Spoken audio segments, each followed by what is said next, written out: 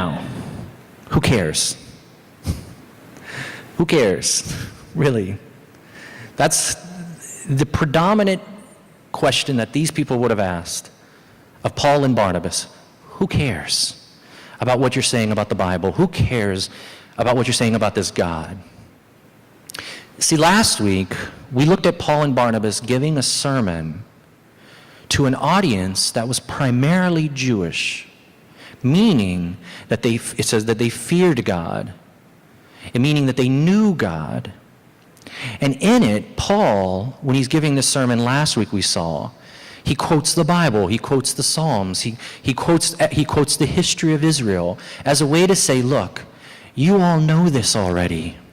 Now I'm going to connect it to Jesus. This week, he has no such luxury. He can't do that. Because the minute that he would have started talking about the Psalms, the people would have said, who cares? The minute that he would have started talking about the people of Israel, they would have said, who cares? Because the people in this town, in Lystra, had no knowledge of the Bible. They were actually called illiterate for the most part. They worshiped many gods. We'll see this in a little bit. Zeus and Hermes are the predominant ones, but there were other temples in the city. See, these people had a completely different foundation. Apart from the past audience, to this point through the book of Acts, remember Stephen, Philip to some degree, Paul and Barnabas, they've been talking to people who have a basic fundamental understanding of the Bible and of God. And so from there they can launch off and say, okay, you know the Old Testament, now let me connect it to Jesus. Here, the people of Lystra would have looked at them and said, who cares about your Old Testament? Who cares about your God that you call Yahweh? It doesn't make any difference to us because the people of Lystra worshiped many gods. They had many truths. They had, if you wanted one thing, you went to one temple. If you wanted another thing, you went to another temple. They're what we call polytheistic, multiple gods that they worship. They're polytheistic, they're relativistic. They would have had no one truth system in this city to believe in. And so Paul and Barnabas can't go to them and preach the gospel and evangelize them by saying, here's the one truth, here's how you have to accept it, accept the God of the Old Testament and the Bible. They would have looked at them like they had horns growing out of their heads or something. And what we see today is that Paul and Barnabas show us that you and me, if we are going to preach the gospel to the city of soul, to a city that has many truths, to a city that believes in many different ways to God, we have to redevelop our way of speaking and preaching and talking and living out the gospel message. It's the same content. You'll see this in a little bit. Paul and Barnabas still preach the gospel, but they do it in a radically different way than they've done it to previous audiences. And let me give you an example of this, okay? You know, when I was in school, I had to make these, now I can't even think the name of them. It's not a diorama. You take a shoebox, help me out here. You take a shoebox and you turn it on its side, and you use it like, is it the diorama? See, that's how well thought out my sermons are. I can't even remember the illustration of what I'm trying to say.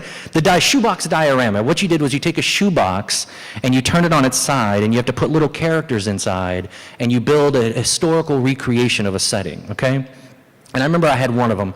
I'm a horrible artist. I had one of them where I was supposed to make a representation of a Native American Indian household, okay? Thought easy enough. I'm part Native American Indian. I can do this easily. So I worked on it for, I don't know, a week or two. I'm making like toothpick people. It's ugly. It's falling apart. I can't get the glue right. So I go to my oldest brother. And my oldest brother, we joke, he took all of the artistic ability out of our family. All of the musical ability, all the creative ability, it went all to him, and then the other three siblings got nothing. So I went to him and I begged him and I said, please, help me make this shoebox diorama. And so it sat there for about a week. And he stared at the box, empty box, didn't do anything with it. And a day went by, another day, and it's getting closer to the due date. I'm getting scared because nothing's happening. The night before, I remember waking up, I don't even remember how old, 5th grade maybe I was, something like that. Waking up, going to knock on his door and begging him, saying, Scott, are you going to finish, this is my oldest brother, are you going to finish this shoebox diorama? And nothing, didn't hear anything from him. I woke up the next morning and I kid you not, the most articulate representation in a shoebox of what a Native American Indian household would look like. He had a working aqueduct system that actually filtered water like rainwater would have been filtered down, and he had it working like a water system, and he had measured out the ratio of height to weight of the Indian men to the women and done the research on it and created plastic moldings through the night of people. The most articulate design. And I remember I was extremely proud of it. I know I passed it off as my own work, which is wrong. Don't do that. That's plagiarism. But I was 5th grade. Give me a break, okay? Before I became a Christian. I passed it off as my own work. I got an A on it or something like that. Now, why do I tell that stupid story? Because I like telling stupid stories, but mainly because of this. That assignment was to represent a Native American Indian household, and it would look great. Now, if the assignment was to represent Napoleon's French-style house, and I walk in there with a working aqueduct system, and I walk in there with Native American Indian dolls that are perfectly measured, height, weight, ratio, everything, I surely would have failed, right? Because the point here is, Paul knew this and Barnabas knew this, the content is important, yes, the gospel, but how it's presented is going to make all the difference in the world. It depends on the assignment, it depends on the context. And today we see Paul and Barnabas speaking to people who would have believed in many, many, many different truths, who would have known many different gods, and yet they preach the gospel in a way that makes a profound difference. And how do they do it? How do you and I, if we're going to talk about the gospel in the city of Seoul, and this is part of our vision as a community, is preaching the gospel and living it out in the midst of our jobs, in the midst of our school, in the midst of our relationships, not just on Sundays, but Monday through Friday as well. How do you do it? And here Paul and Barnabas give us a beautiful template, a beautiful model for doing this. And they do it in a few ways. The first point I'm going to not belabor because we talked about it a lot. First, they meet the needs of the people. Secondly, they meet the idols. And lastly, they meet the longings. And there has to be these three to go together. Otherwise, to a culture like this, they're going to look at us and say, who cares? They meet the needs, they meet the idols, but they meet the longings here. They meet the needs. I'm not going to belabor this one. I've talked about this all throughout the book of Acts. We've seen that when Paul, Barnabas, anybody else is going out into the community, they are first serving them. You notice what he does with the lame man. He's preaching the gospel, yes, but he looks at him and he heals him. He makes a physical difference in that man's life. He says, look, there's a physical ill. There's something wrong with this person. There's something they need. There's something that needs to be fixed, and we're going to fix it. He doesn't just say words. He shows deeds, and we've seen this all throughout the book of Acts so far. Deeds always go along with the words. And actually, to the city here, they probably would have been listening to Paul, but you know when they got really excited? Is when he healed this person. When he looked at the physical condition of this person, when he looked into the city and said, look, there's brokenness, there's something not right here, and we need to fix it. I almost said my mama. Whenever I get into a southernism, because I'm from the South, I always want to say my mama always said, my mother always said, people don't care what you know until they know that you care. And she plagiarized that too. People really don't care what you know until they know that you care. And Paul shows this by healing them first. Now, I read something, when we first started the study back at Acts 2, I read something that a non-Christian person wrote about the Christian community in 130 AD. And I put a snippet of it into your outline. This is a non-Christian person, and he's writing about the Christian community. It's a long passage, and basically the summary of the beginning is he's saying, look what these people are doing. They're giving away their money. They're going out and praying over people who are lepers, who nobody wants to touch, and they're doing it. And he says this, it's the Epistle to Diognetus. He says, they are poor, meaning the Christians, yet they make many rich. They are in lack of all things, and yet abound in all. They're dishonored, and in their very dishonor are glorified. They are evil spoken of, and yet are justified. They are reviled, and yet they bless others. They are insulted, and they repay that insult with honor. They do good, and yet are punished as evildoers. He says, to sum it all up in one word, what the soul is to the body, that are Christians in the world. Here's the thing. What he's doing is he's looking at this Christian community and saying, they're not just talking the talk, they're walking the walk.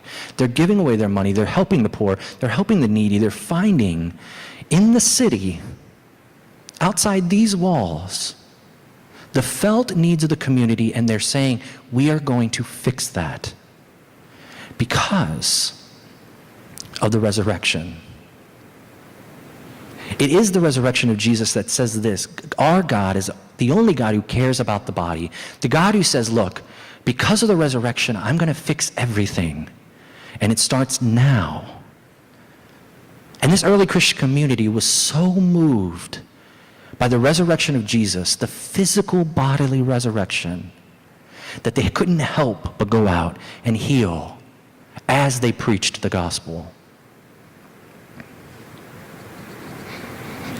Now, tap the brakes. I know I'm talking about miracles and healing, and I know you guys, I live in the real world with you, okay? I know it's Sunday.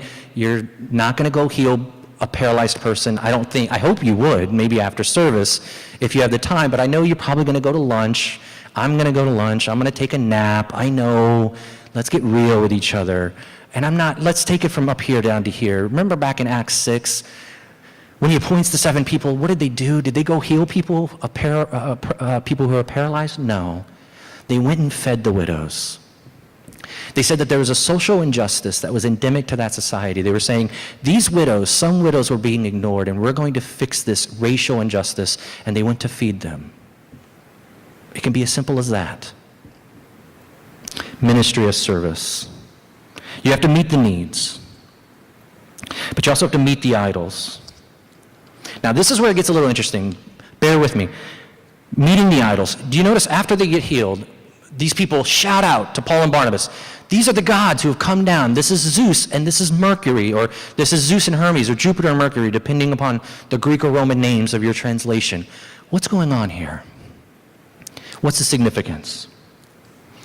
You don't get it from the scripture, sorry. You just don't, it doesn't come out. You got to go do a little historical research. Luckily for you, I did it, and I can sum it up in 5 minutes. Here you go. What's going on here is this. This city, Lystra, had 2 primary temples, one to Zeus, one to Hermes. And there was a legend in the poem by the poet Ovid. His poem was Metamorphoses, very long, very famous. In it, Ovid recounts a legend. Now, work with me here. The legend is this. Zeus and Hermes had come down to Lystra some generations before. And when they came down in human form, they had wearing like a hoodie, so nobody could tell who they were. The entire town, can you imagine Zeus and Hermes in a hoodie? That's kind of funny. The entire town didn't know who they were. Didn't show them hospitality, didn't show them favor, it basically ignored them. Only one home in this legend that Ovid gives us showed Zeus and Hermes hospitality. This old married couple on a hill. And so they went and ate with them, and after they had eaten with them, Zeus was so angry with the city of Lystra, the legend goes, that he went down the hill and caused a flood to come. And the flood erased the entire community, the entire city, so the legend goes. Now, this only happened in legend a few generations before. This would have been right in the minds of this people of Lystra. What are they doing here?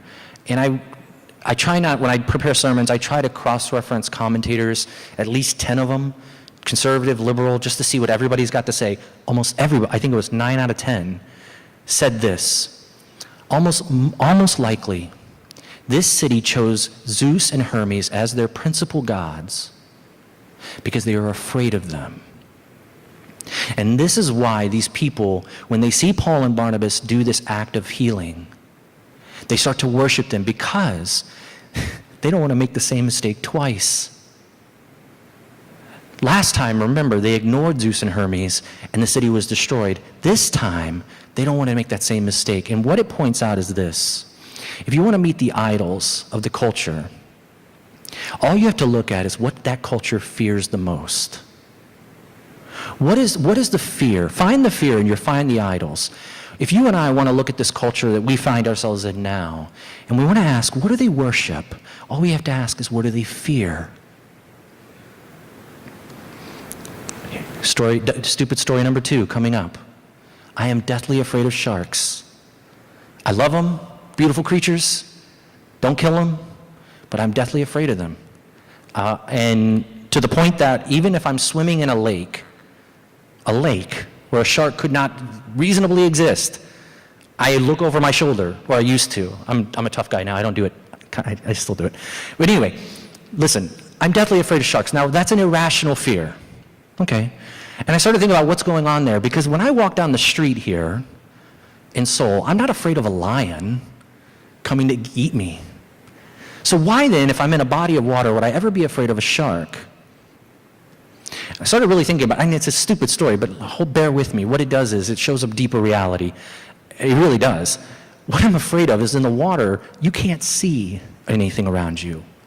You don't know what's there. See, on the street, I can look around. I know a lion's not going to jump out and eat me. But for some reason, I have an irrational fear when I'm in the water that a shark's going to do it. What's going on? I'll tell you, and I'll be really honest. It's a dumb story, but I'm going to make hopefully a deeper point about it. I'm a control freak. I am in my life. I love to control everything. And what gives me the most fear, and if my wife was here today, which she's a little ill, she'd be nodding her head away right now. What gives me the most fear is when I don't have control. See, the irrational fear of a shark comes from the fact that I don't have control in the water. I can't see everything. I can't know everything. See, my idol has always been, in my life, a sense of control, the sense to always have control of something, to have the knowledge, to know it. And when I don't, that's the fear. See, this is what's happening with these people. They worship these gods not because they deify them, not because the gods have done anything good to them.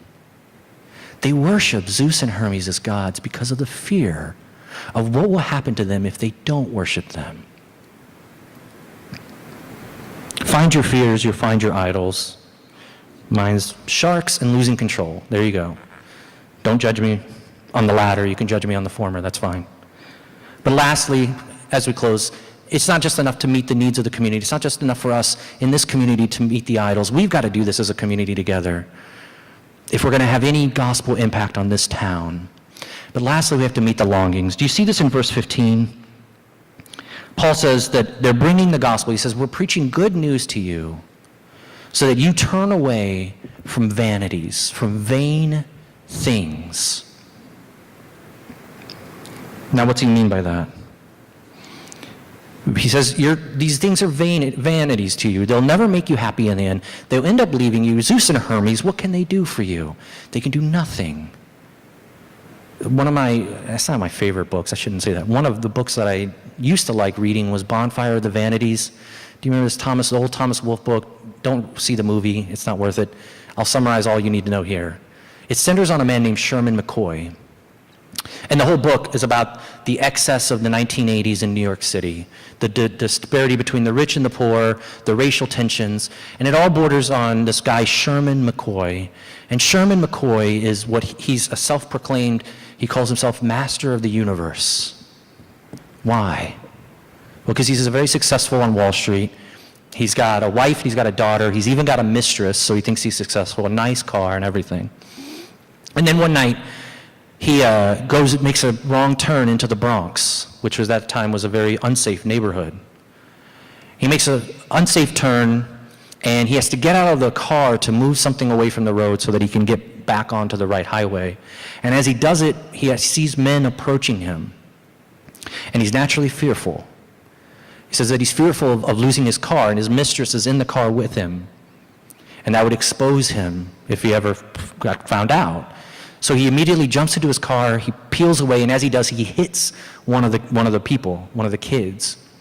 And then the book and the subsequent story is that he goes on trial for it, and through the trial and the tribulations of this, he ends up losing everything. Hence the name Bonfire of the Vanities. Everything goes up in flames. He loses focus on his job, and he loses I think a key account, or he may get fired if I remember correctly. He loses his wife, he loses his daughter, he loses his mistress at some point. All the time, Sherman McCoy had all of these things, and yet, at the end, the whole point is that we see that it was vanities. Vanities. Paul says, look, God's given you rain. He's given you crops. He's given you food and joy. What does that mean? I know that to you and me that doesn't mean much. We don't grow crops. What does it mean? He says, look, God's given you. God is the only God who gives you the only sustenance you're ever going to need. God is the only God who gives you not vanities, but reality. Paul says that the gospel's the proof that we worship the only God who can fulfill all the longings of your heart. See, in the past sermon, Paul talked about the law to people, and he said, you're trying to follow the law to be holy and righteous and moral, and it's failed. You failed. To these people, he says, look, you don't have the law, but you have God's law written in nature. Don't you see that God is the only God who gives you reality, not vanities? Sherman McCoy worshiped the things that he had, and in the end, they were lost. And in the end, obviously, he was depressed.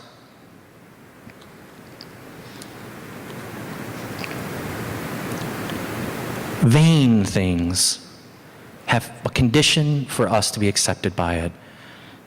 Isaiah 49, 15 through 16 is one of my favorite verses, because it says, how can a mother forget the baby at her breast and have no compassion on the child she has born?